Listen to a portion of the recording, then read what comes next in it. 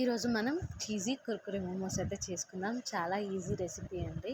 ఏం లేదంటే ఉల్లిపాయలను అయితే ఒక ఉల్లిపాయను తీసుకొని సన్న సన్నగా కోసుకోవాలా.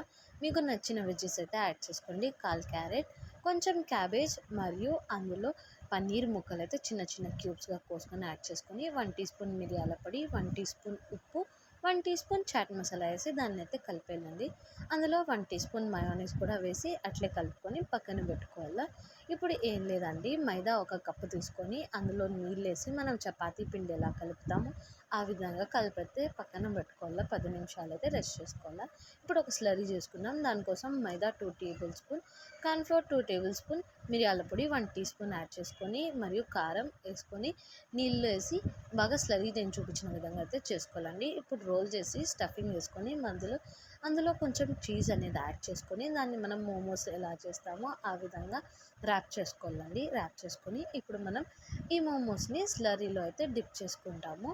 ఇదైతే కుర్కురే మీకు నచ్చిన లేస్ని క్రష్ చేసుకోండి. ఇప్పుడు స్లరీలో డిప్ చేసుకొని మరియు మనం లేస్లో అయితే డిప్ చేసుకొని దాన్ని వేడి వేడి నూనెలో వేసి ఫ్రై చేసేస్తే అంతే అండి, రెడీ అయిపోతాయి మన కుర్కురే మోమోస్.